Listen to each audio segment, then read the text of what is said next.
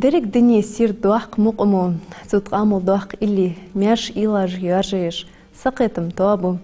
Сымел дуалчын вахры, безім лу мұқыму. Ызye шемейрі хозыл, ызye лақылы. Доқт ыдымыш, ләх диндіраттыры, деге хар мерз дин бу мұқыму. Машылды шүгмек қой, арғаныр деге оаз еші хажыр, ажлы дуыр. Шутсие дударнян мұк. Тхосы шуан хозыды луамырды шоутсан цен мұқымыш. В эфире бекібі ғалғай дақчын пандыр, док тухдылтыш, дәш сырбузым гойтыш. Тодылш хашыл венің оны дақчын пандыр гозынч, Малсагдян Абдулмалик. Ғалғай моғтын цықарық эфир адахулерх әрсиметіл. Амбақды, вай моғты адыт өмді тұқужвық он программ тұрпылху. Цоғ бек-бақ ешияц. Машвал Абдулмалик. Расскажи, пожалуйста, Абдулмалик, почему ты выбрал именно Дахчин Пандар, а не гитару или пианино? Когда я ходил в музыкальную школу, я ходил сначала на гитару, примерно год. И вот в один раз я пришел в музыкальную школу и услышал, как другие дети играют на этом музыкальном инструменте. Я решил тоже попробовать, и когда я подошел к преподавателю, он сказал то, что я могу попробовать на нем играть. Когда я попробовал, мне показалось то, что это легче, потому что тут не надо играть по нотам. Тут можно играть на слух, любую песню. Главное правильно настроить музыкальный инструмент. Абдулмалик, пожалуйста, сейчас сыграй нам какую-нибудь одну мелодию.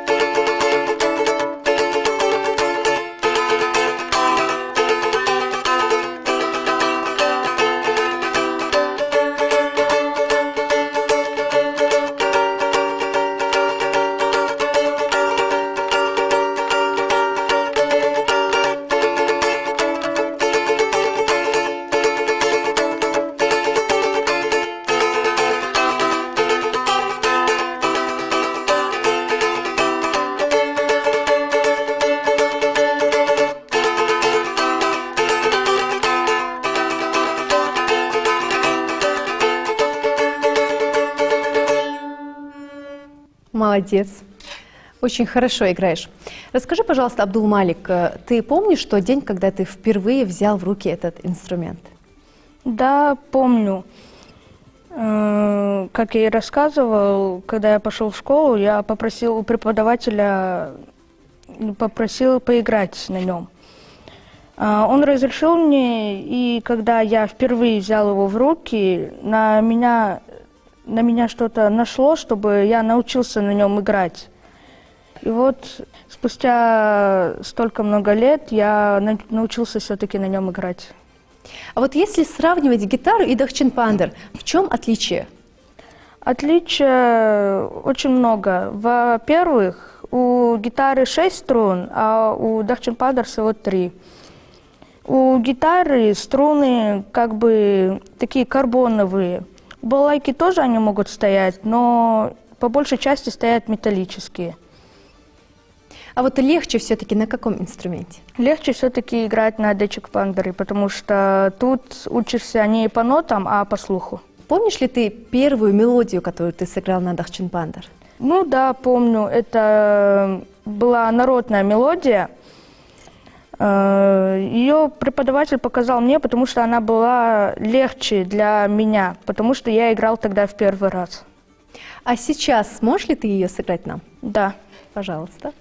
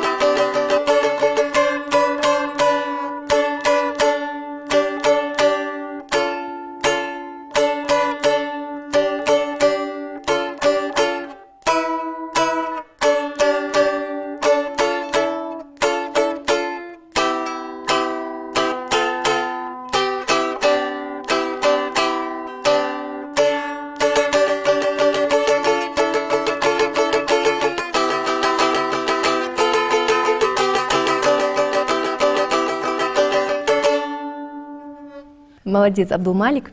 А расскажи, пожалуйста, сколько часов в день ты проводишь за репетициями? Ну, в день я провожу примерно полчаса-час за репетициями, потому что если правильно распорядить время, то можно будет и больше. Вот тяжело ли тебе совмещать обычную школу и музыкальную? Нет, главное правильно распределить свое время, чтобы успевать и на дополнительные занятия, и на другие. Вот, расскажи, пожалуйста, чем ты еще занимаешься, кроме обычной школы и музыкальной? Я занимаюсь хореографическим искусством в ансамбле «Таргим». Состою в читательском клубе «Читай Умма». Там собираются разные дети со всего мира, и мы читаем разные книги. Еще занимаюсь шахматами и усердно занимаюсь английским языком. Какой молодец! Я, конечно, желаю тебе удачи. А вот расскажи, пожалуйста, кто является твоим главным наставником? Кому бы тебе хотелось сказать огромное спасибо? Главным моим наставником является Аздоев Башир Магомедович. Я хочу очень сильно его поблагодарить за то, что он для меня сделал. Если бы не он, я бы не научился бы играть на этом музыкальном инструменте и не знал бы таких песен. А вот что ты в дальнейшем планируешь? Вот из всех этих направлений ты уже планируешь выбрать одно? Либо ты считаешь, что одно другому не мешает? Ну, я пока в 7 классе, я об этом не додумался. Может быть, и пойду по музыкальной линии, а может быть и нет. Расскажи, пожалуйста, про свой инструмент. Это подарок, либо он сделан на заказ? Это дахчинпалдар сделал на заказ. Сделал его знаменитый мастер Мурат в Чеченской Республике, городе Грозном. Дахчинпалдар состоит из деки, корпуса и накладки. Корпус сделан из клена, дека сделана из ели, а накладка сделана из дуба. А вот есть ли имя у твоего дахчинпандара? Имени нет, но когда я беру его в руки, мне кажется, что он со мной разговаривает, раз издает такие красивые звуки. А вот как ты думаешь, о чем он с тобой говорит? По большей части о музыке. Абдулмалик, если тебе не трудно, пожалуйста, сыграй нам еще одну мелодию.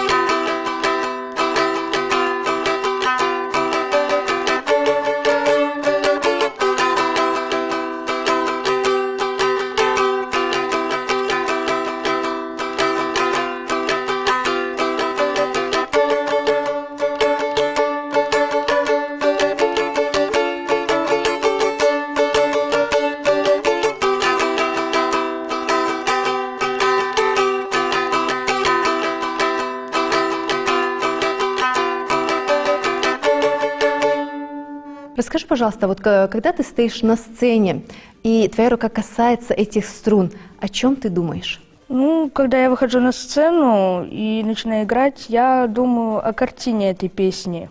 Например, возьмем песню Алины Мусиевны «Несравненная весна».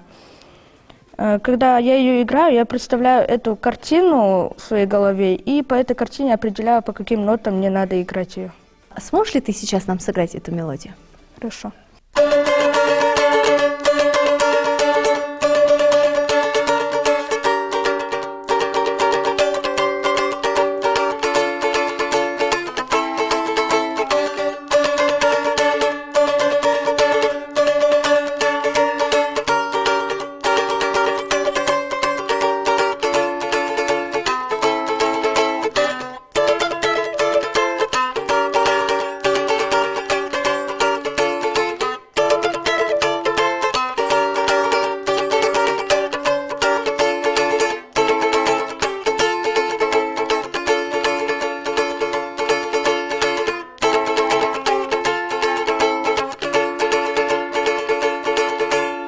Насколько мне известно, эту мелодию на эту песню написал Ильяс Ибиев.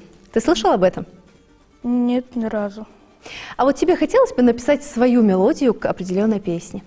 Да, хотелось. Я иногда, когда занимаюсь дома, сажусь и пытаюсь что-нибудь придумать свое. И получается у тебя? Иногда да, иногда нет. Вот сейчас пишу свою музыку. Молодец. А нам как-нибудь исполнишь именно свои мелодии? Ну, я по большей части их не знаю. Я именно только одну знаю, но я ее еще не закончил. Все, мы будем ждать, пока ты ее закончишь. Так, идем дальше. А вот волнуешься ли ты перед зрителями? Ну, когда я в первый раз вышел на выступление, мероприятие у нас было, я очень сильно волновался, потому что вдруг лопнет струна, либо забуду эту мелодию. Ну, прошло несколько времени, и я перестал волноваться перед зрителями. А вот случались ли у тебя вот такие казусы по поводу струны, либо забывал ли ты мелодию? Мелодию иногда, да, бывало, что забывал из-за того, что я перед зрителями очень нервничал.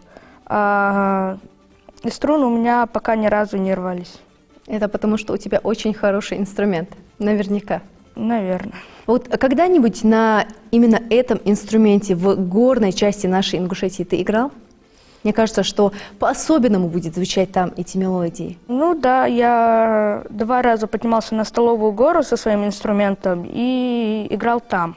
Иногда я езжу со своими родителями в джейрах, сажусь на какой-нибудь камень перед горами и начинаю играть разные мелодии. А вот если спросить тебя, какие именно мелодии лучше всего там играть? Лучше играть всего гимн Республики Ингушетия. А сейчас нам ты его сыграешь?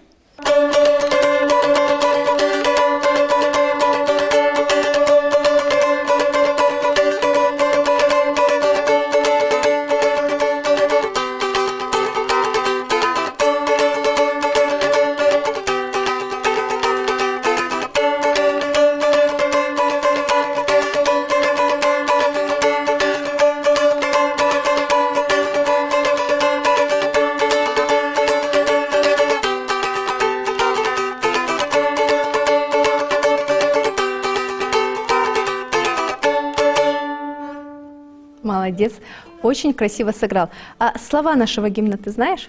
Да. А можешь нам его прочитать? Ломи мягкого загдалда, кадаляться ухо галгейче, куррайолышника хайда ходу не мелят яхо галгейче, Аллах дяла низба галгейче, чирлеха низба галгейче, Аллах дяла низба галгейче, чирлеха низба галгейче. Думал ли ты одновременно сыграть мелодию и прочитать гимн? Да. Получается у тебя?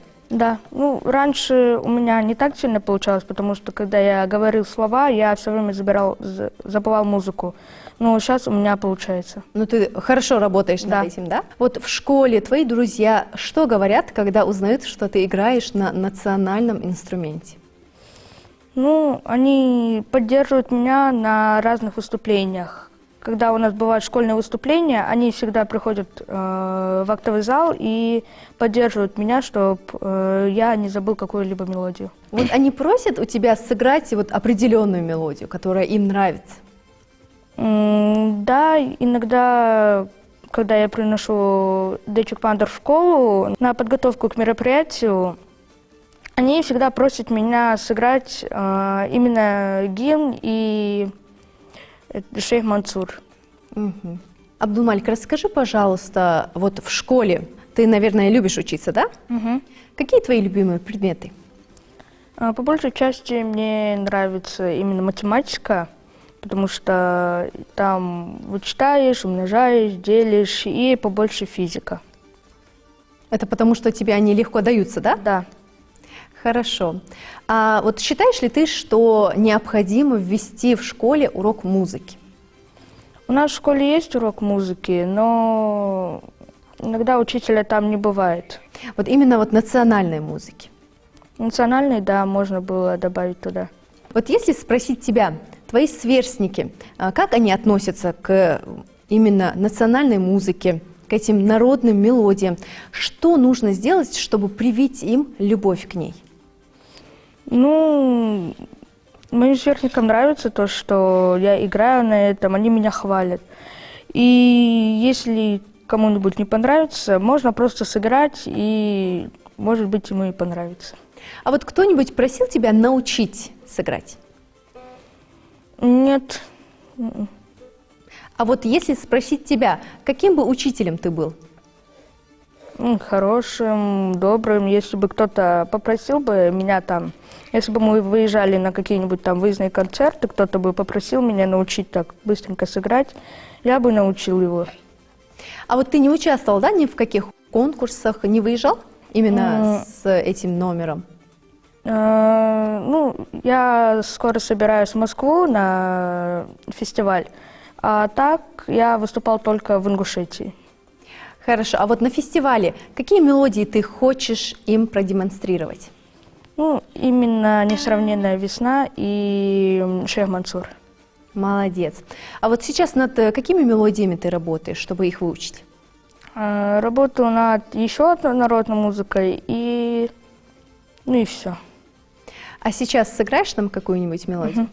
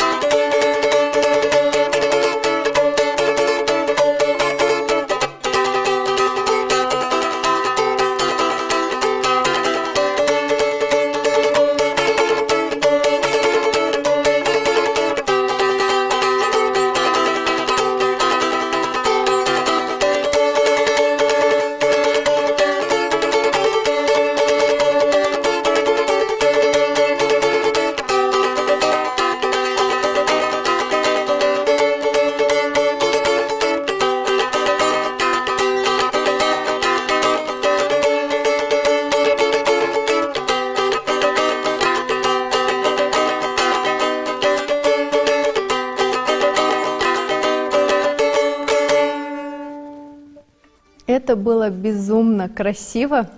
Спасибо большое за твое прекрасное исполнение. Я думаю, что наши телезрители тоже в восторге от этого. А также спасибо, что принял участие в нашей программе.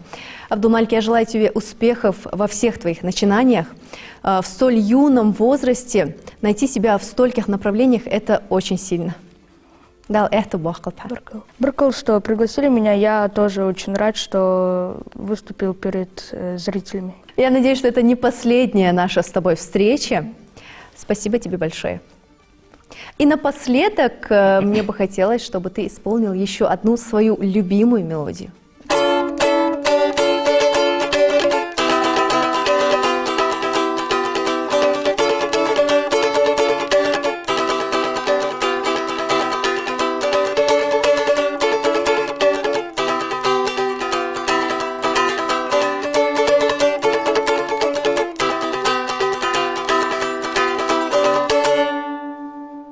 Мек койцет явай программ чакюал туцхлырых шон баркыл мяш дахалшы.